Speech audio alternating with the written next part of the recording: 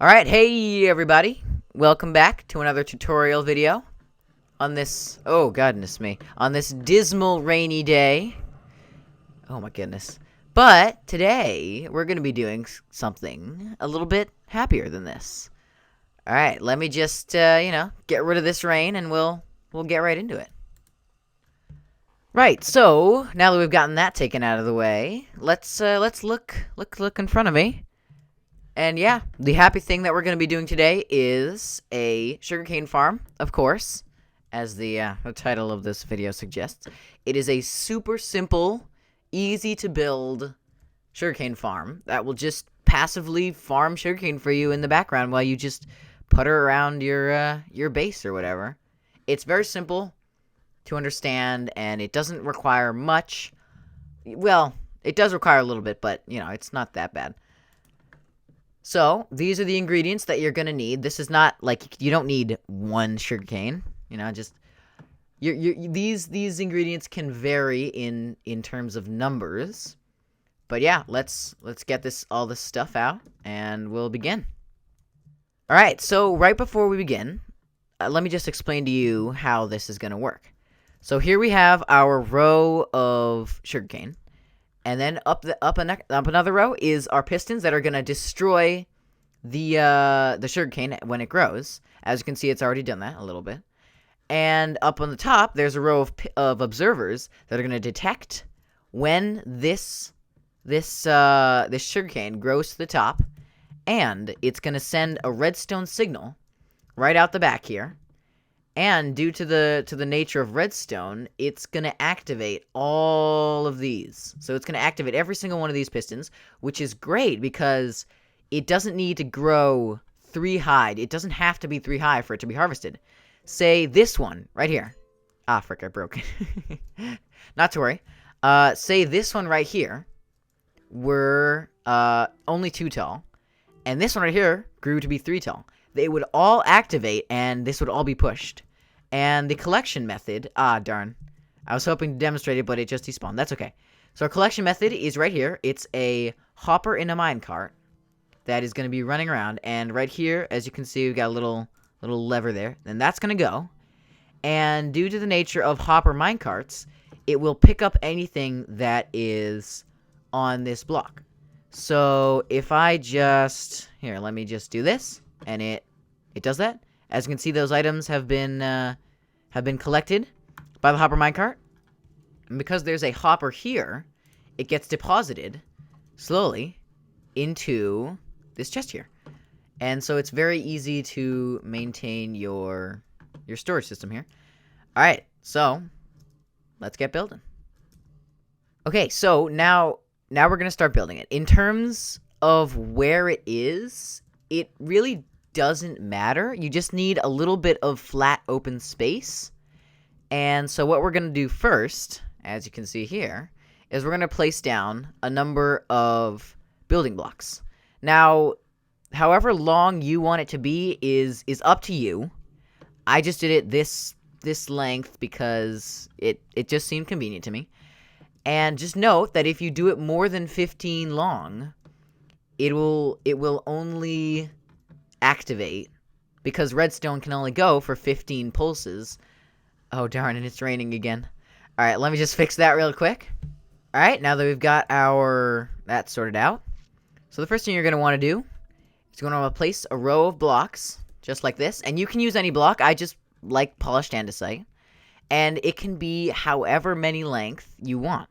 It can be infinite. It can go on infinitely, basically. But, I don't think many of you want to do that, right? So the next thing you're going to want to do is you're going to take your pistons, and you're going to just want to place them like that. Now, pistons will be placed facing toward you. So if I place it up here, see, it's going to be placed above me, or facing toward me. So you just place the row of these pistons, and there you are. First thing done. Now you're going to place your observers, and observers will be placed facing away from you. That little face right there. Look at it, it's so cute. The little face will be placed away from you. So see, that's the butt of it. That's where the output comes out. It'll be facing away from you. So we're going to go to the other side, and we're going to be placing them like this. Now, if you accidentally misplace it, it's okay. It's all fine. You can know when you've misplaced it if this little red spot here is not facing toward you. So it must be facing toward you. And there you go. That's the first stage done. All right. Now you're going to want to take your building block and put a row of blocks right behind the pistons. Behind every piston, you're going to want one block. And now that is going to serve to... You're going to put the redstone dust on top of this. Now, the redstone signal, when something goes out of this, as you can see right now, if I place a block right here, it's gonna send a redstone signal. So yeah, there you go. If you caught that, it sends out a signal. Now if you look right there we go, a little 1-tick pulse. But it's not actually activating the pistons. Now that is because we need something to put that back into the piston. And the simplest way to do that is by simply placing a redstone dust, a piece of redstone dust, on this block, and that's going to convert it into this piston. So you're going to want to place it all along there. There we go. And that's that part done. All right, now that you've got that part done, we have to put in the water. Now here, right here, is going to be where our sugarcane is going to go on. So let me grab a bit of dirt here, which I think I have in my inventory. Yes, there it is. Let me grab a bit of dirt here. Now, this doesn't have to be grass blocks. It can be dirt. Anything that sugarcane can go on. Obviously, I'm using dirt because, you know, sand, if you put it on, it'll fall, and I think we're going to be hollowing this out, so that will not be the ideal thing to do. And then next, what we're gonna want to do is we're gonna want to dig down here, and 2 blocks under this, you're gonna want to hollow that out all the way until you reach the end of your block, which should be soon. There it is. There's the end of my block. And you're going to want to grab some stairs, which I forgot to mention, so sorry about that. So let's grab some stairs. It can be any type of stair. I'll use some polished andesite stair. Why not? And you're going to place this. Well, first of all, you have to have a row here. And then you place your stairs. But you're going to want to waterlog these stairs, okay? So when you waterlog them, see, it goes out like that, but then you can cover it right back up and waterlog that one and place some blocks, place another block, and you're going to want to do this for the entirety of the row. So let me just do that and I'll get back to you. Right, so as you can see, I have my waterlogged stairs all in, and this is not the only way you can do this. Of course, if you wanted a much simpler option, which, you know, I probably should have done that in the first place, you could definitely have just water, and it just flows along there, but I find this a little easier, just because the water won't run out when we go down for our collection system, which we can do right now. So, you're going to want to go down underneath this row of grass or dirt, and we're gonna want to go right underneath there. Let's remove that real quick. Oh, okay. Alright, so we'll put that there, and then yeah, okay, so you're gonna want to go down and hollow out the inside of this, and it helps me to, okay, so there's the end. It helps me to hollow out 2 wide, a 2 by 2. It's just a little bit easier. Okay, so now that you've got that, it's time to put in your collection method. You're gonna want to place a row down here, right? And then now here's where you're gonna need your hopper with a minecart, and hopper and chest, which I have forgotten, so let me get the other things that I need. Okay, so what you're going to want to do is grab a bunch of rails, and you're going to want to place them along here. Now, you can either intersplice rails with powered rails, have a few powered rails there, a few rails there, but since, I'm in creative mode, and if you can afford it, you should do powered rails up until the last block here.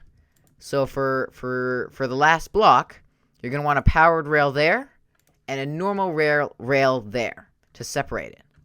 And then you can put a lever right there to power that. As you can see, it's powered. And then you're going to want to put a lever here to keep that always powered. Oh, and also be sure to light this place up. It could get a little dangerous with it being dark and all. And now we're going to move on to the way you're going to collect it all. Now, before you place this, so I made a mistake here. Before you place this last rail here, you're going to want to go down a block. And I'm just going to go over here for this. You're going to want to go down a block. You're going to place your hopper, and make sure you're shifting. Place your hopper right on top of that. And then place a powered rail on top of that. And instead of a block, that's going to be there. And then you can go up a little bit there. Okay. So that's where it's going to be going. And then you have to make sure that you have a block right there. Because the hopper with the minecart, and I'll just put that right on there. The hopper with the minecart will bounce against that, and then it'll go back. So, if you turn this on, as you can see, it keeps going, and it's going to keep going until you turn this off. And as you can see, it just sits there. Oh dear, my goodness, it's raining again. Let me just clean that up for a second. Okay, so now that you've got your collection method all going, and then I can turn that off because it does make a slightly annoying sound. Now you're going to have to actually put in your sugarcane. And if you did it right, if you put the stairs, if you put the stairs in there with the waterlogged stairs, you should be able to just place your sugarcane in. And then I'll go over here and get some glass, and I'm using green stain. You don't have to use that. And I will just surround this whole thing with glass. And you should do the same thing. It's highly recommended that you do, because then the only block that it can land on would be the grass block here, and that's where your hopper minecart is going to be running. And so you just surround it like that, not like that, like this. And then when you're placing in the glass over the top, make sure you're not placing it in front of the observer, because remember, all those pistons are going to fire, and then this can't grow. So you're going to place one block there, and then go like this, right? Right along the top. And there you go. Not like that. I should follow my own advice here. And with that, you are basically done. Let me fill in this. And yeah, that is the entirety of the sugarcane farm, all done and dusted. And that's it. That's all you have to do. Now, of course, if you want this to be a mega one, you could, have them interlapping, place one here, and then go up, and then, go around, and make lots of them, and many modules, if you want to. But this one has been running the entire time. And look at that. It's not that much, but it is a constant flow. And if you build them bigger, you'll get more. So there you go. There is your average little sugarcane farm. Thank you very much for watching, and please stay savage.